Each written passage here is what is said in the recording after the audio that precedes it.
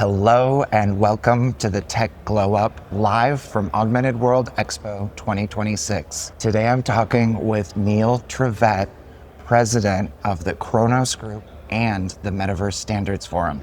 I literally got goosebumps saying that. Neil, you don't know this, but in my first professional role in augmented reality, we did a lot of events. And Khronos sponsored those events and was in a large campaign around glTF. Yes. And I grabbed a shirt and my colleague and I avowed that we were ride or die glTF fans from that moment. And I know that they brought that shirt with them to this conference. So like most of my career in XR, like your work has literally been in the room with me on my journey. So this is a total treat to have you on the Tech Glow Up. Thank you for saying that. It makes it all worthwhile. Thank you. But for those who maybe aren't as nerdy as I am about 3D standards and file formats and interoperability, can you introduce yourself and the many cool things that you do in spatial innovation? Sure. My day job is at NVIDIA, where I help develop developer ecosystems, which is helping developers get to GPUs. And a large part of that ecosystem that I particularly get involved with is open interoperability standards. So that's both APIs and file formats that anyone in the industry can implement. And so developers, if they use open standards to develop their assets and their content, or they program using open standard APIs, their content and their applications run across multiple vendors. So it gives content developers bigger reach, and content is king, so everyone benefits. And some of the, you may know us for standards at Khronos, such as Vulkan, which is the GPU programming API, the modern GPU programming API that's cross-platform. OpenXR, which is particularly hot here at... Some really interesting examples out there. Yes. Yeah, and that's for accessing the hardware on XR devices, and it's pretty much not on every device, but the vast majority of devices now support OpenXR. And glTF, which is the 3D asset format. And glTF is on an interesting journey. Now, it started out by being a 3D asset format, so you could grab it and display it. And with Gaussian splats now, which is coming, the hot term of you're hitting on one of my special interests. Now glTF has Gaussian splats. It's increasingly, of course, being used for scene acquisition and display.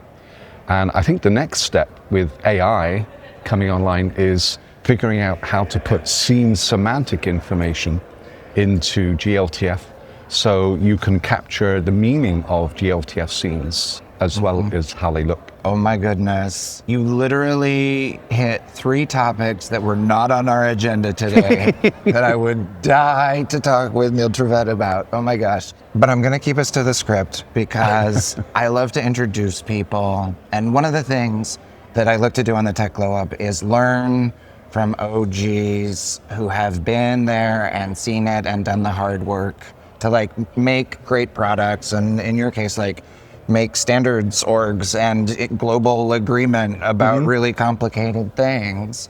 I see creators and developers as a keystone to innovation because they are the ones who translate what is possible and what users need and what a great experience is, and they find that sweet spot. Yes. That makes applications and content and stories that people actually want to use. Absolutely, yes. I'm so interested to get into how you are supporting developers with standards and all of this interoperability. But before we get into that, what is the origin story of your passion for supporting developers and hardware and the very hard process of building and maintaining standards? Yeah, so I can actually trace it back to an origin event.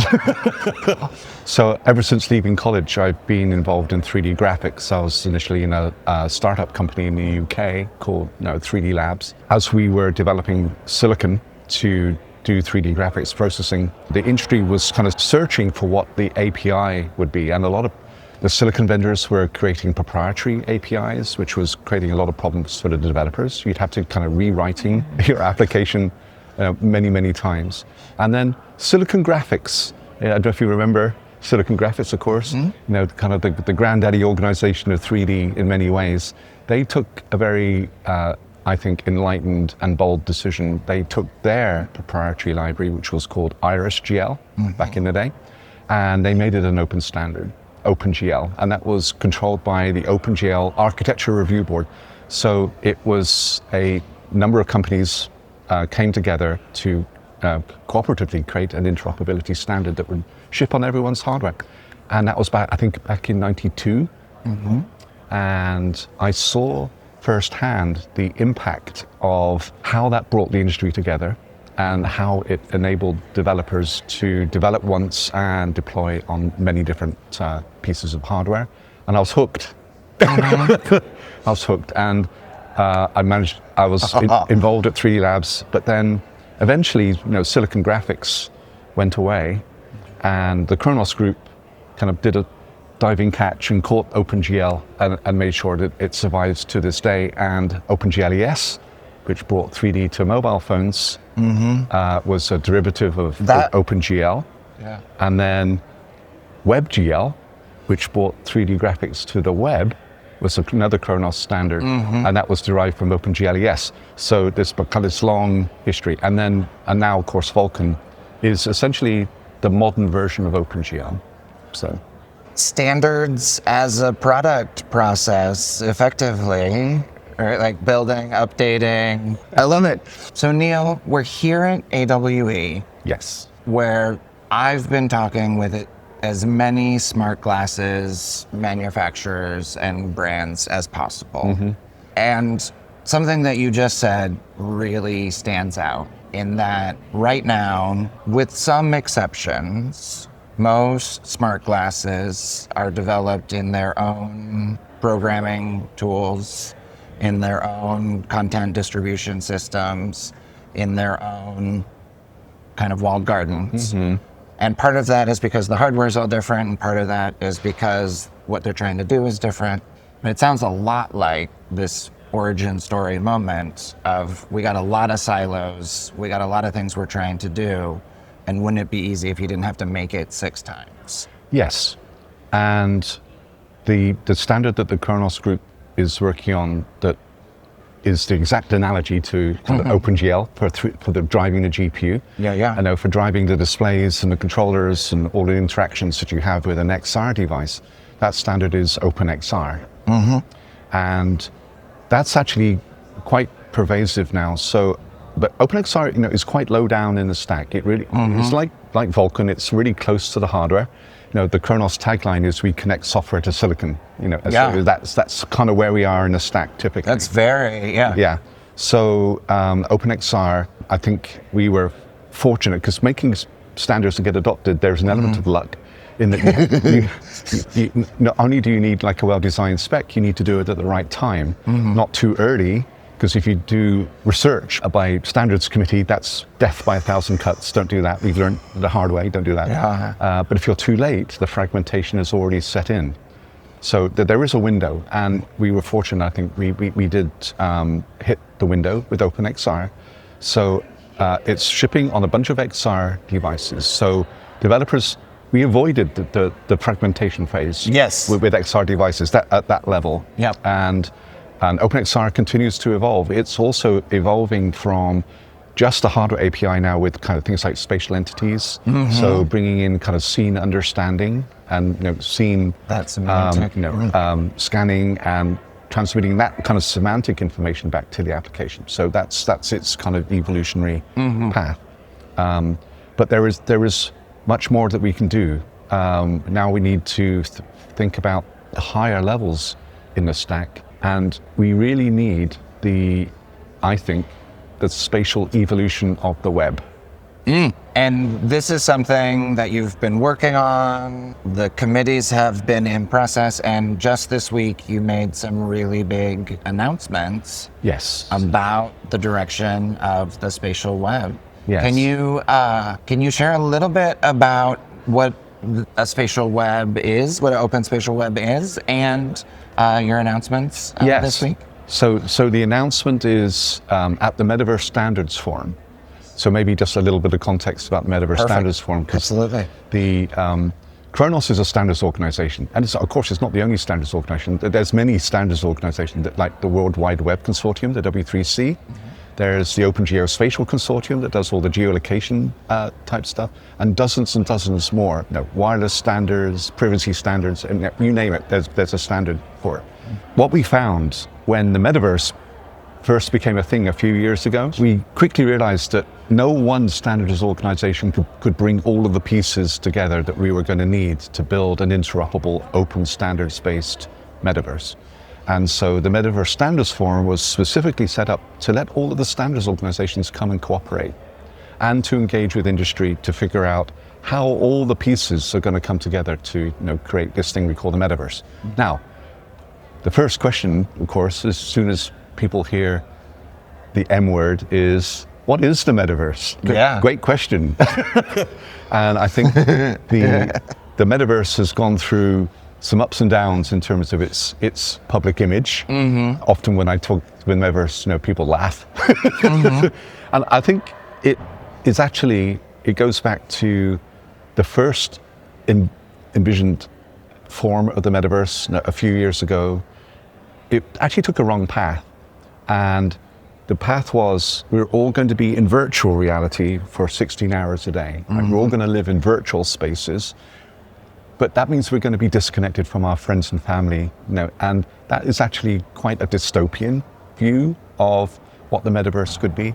And I think society in general rightly rejected that dystopian view. But now I think with smart glasses that use augmented reality rather than virtual reality, augmented reality brings us into the world rather than isolates us from the world. So my definition of the metaverse is you're using XR, OpenXR for the sensors and the bits and bytes. And then if you let your devices understand the environment, that's spatial computing. And if you have multiple users using things like smart glasses, augmented reality, bringing them into the real world, but they are connecting together as users, then that is the metaverse. So a metaverse is a connection of multiple people doing spatial computing on their smart glasses with the help of AI. And I think that we have a chance to rehabilitate the M word. The metaverse doesn't need to be a joke anymore. Oh my gosh. We can actually make it, this thing. And if we're going to realize that vision of connecting anyone who wants to connect to the metaverse and all the spatial services that are going to be available, then we need a platform to do it. And the only platform that possibly has the sufficient reach and is totally based on open standards is the web. And so our mission is to bring true spatial computing capabilities to the web. Oh my goodness, so many things.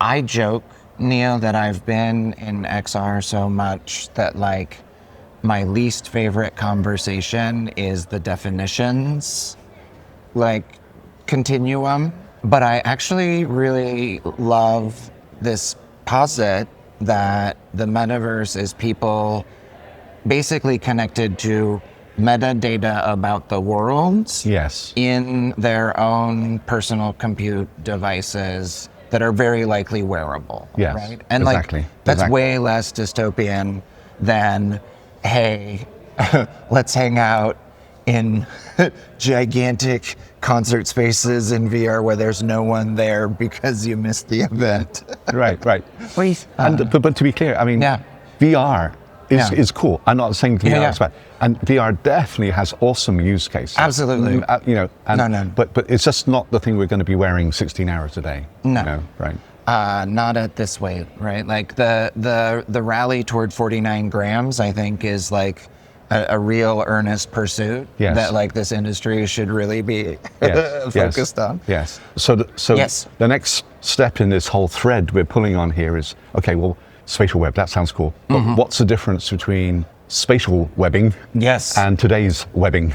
There's a couple of things. On the 2D web today, you typically go to somewhere on the web by typing in a URL, or clicking the URL chain. Yeah. In the spatial web, using your wearables, you're going to be literally walking around, and you're going to want to be discovering services by your location. And that's such a fundamental difference. Then the next difference is you are in the real world, not staring at a 2D screen. And so very often you want the services, and by service, and what do we mean by service? It could be anything. It can be a menu that pops up when you wander into a coffee shop, right? It can be the navigation path to your gate at an airport when you're late for your flight and you're trying to select your seats as you go. Oh goodness! Can I get that upgrade? Yeah. It's any information, very often graphically represented in the space around you. And because you are in the space and things are being overlaid, the real world, and you have all the space to place information, you have the chance to bring in multiple services at the same time. So, some of the neat pictures we have for the OMBI launch is, you're navigating to a particular place and your Uber arrives, and so that's the navigation app and the rideshare app, two different services, completely different companies in your view at the same time, in your little infosphere.